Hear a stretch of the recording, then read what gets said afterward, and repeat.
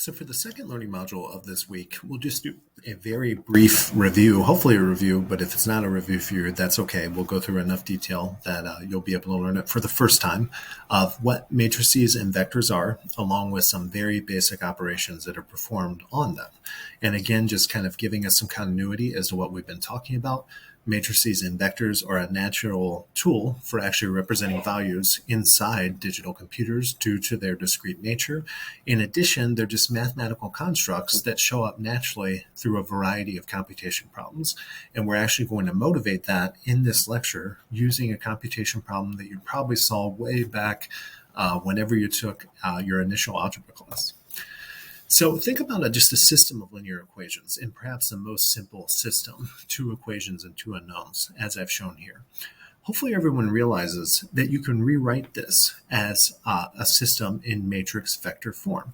And in matrix vector form, what you basically do, as long as you have the two equations arranged in what are known as standard inaligned form, meaning that all of the terms involving variables are on one side of the equation, all of the terms involving constants are on another, and the common variable terms are aligned over one another, we can simply take the coefficients of each variable and write them kind of in an ordered rectangular structure.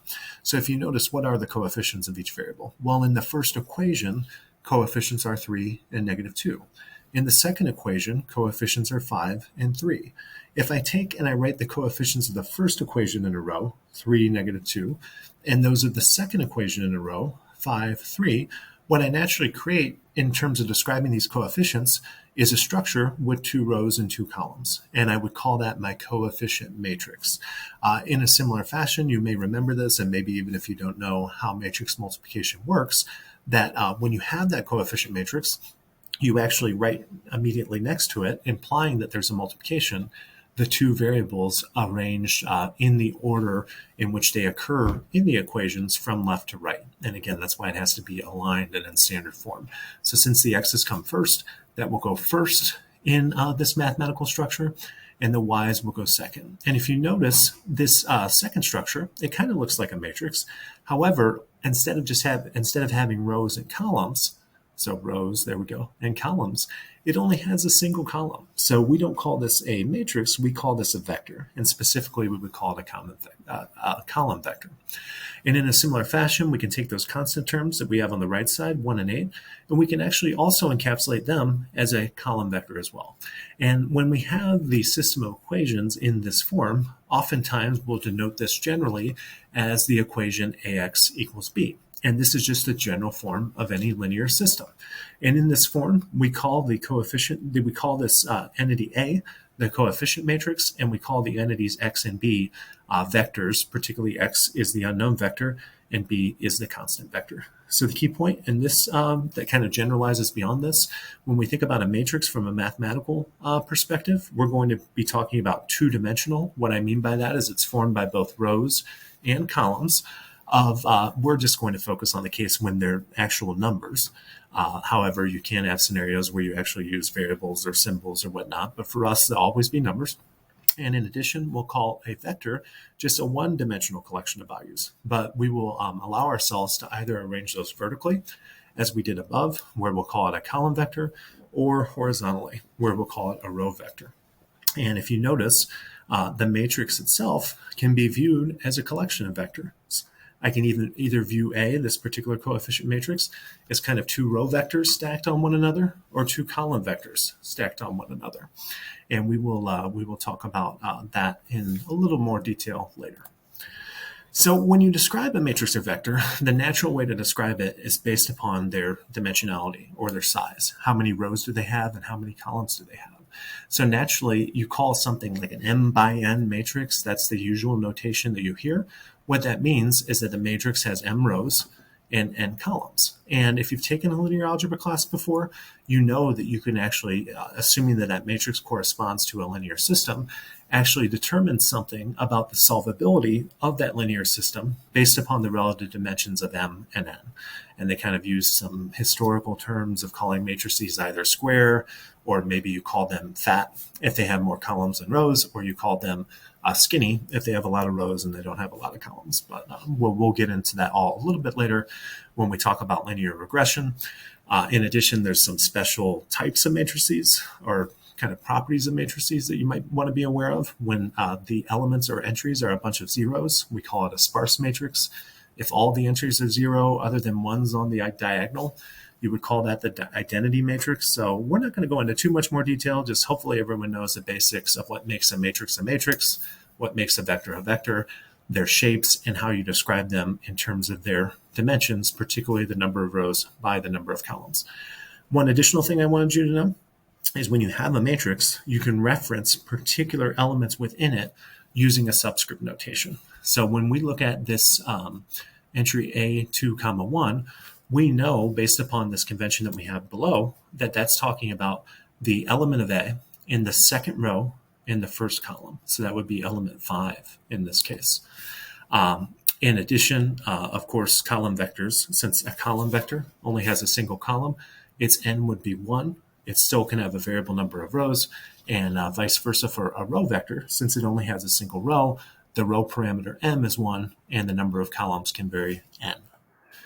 So just a couple basic things that I wanted to make sure you had a little bit of awareness of. If you have a matrix A and it has a bunch of elements, A, I, J, you can define a new matrix, which is called its transpose, which is denoted by A with kind of a superscript T. And all that it's going to do is take the rows of the original matrix and make them the columns of the new matrix. So if you think about it, any element that was at position ij, in the transpose matrix, it's going to be at ji. And that looks a little confusing when you see it symbolically, but when you see an actual example, it'll become a bit more simple. In addition, you should know that matrix multiplication, which is one of the most fundamental operations of matrix manipulation, is only defined under certain scenarios. It's not like scalar multiplication that has all those nice properties like being commutative and so on. Commutative meaning you can swap the order. Particularly, you can only multiply two matrices together if the number of, I always mess this up when I say it, the number of columns of the first matrix equals the number of rows of the second matrix. And you can tell in my head what I'm really thinking of there is the fact that if you write it out, if you have an m by n matrix A, the only way that multiplication works is if the matrix you're multiplying by has a number of rows n. So those two inner things in your product, they have to match. So hopefully that will make sense to you when we do a little example. But that's what I mean by the inner dimensions must match. If you think about the way you write it, it's the number of columns of the first. That's the one on the inside, the number of rows of the second. So we'll talk about a little bit later when you actually do a matrix multiplication. You can look at the elements of the new matrix as being the result of taking an inner product, which is a vector type ideal that we'll look at a little bit later, where you take the rows of the first matrix, the columns of the second matrix, and you basically take a dot product or an inner product. So just some example problems here. If I want to convert the following system of equations to matrix vector form and specify the element A23 of the coefficient matrix, I have three equations there. How am I making this one a little tricky? Well, this is a little bit of a sparse matrix. If you notice, equation 1 is only in two variables. I can always make it in three variables by adding a plus 0z there. Equation 2 is in three variables. That's good. And equation 3 is only in one variable. So I'm going to have to kind of manipulate this a bit and actually put in zero coefficient terms for what I'm missing in order to write it in matrix vector form. So I'm sure everyone can do that. So you notice in this first equation, it is ordered. That's the good thing. I have a coefficient x of 1, a coefficient y of -1, and I have 0z coefficient. In the second equation, I have all of the coefficients present, 1, -2, and 1, 1, -2, and 1. And in the third, I'm missing an x and I'm missing a z, so I have zeros on the outside, and my y coefficient is -4. My coefficients vector is 4, 3, 4. And my unknown vector is just x, y, z.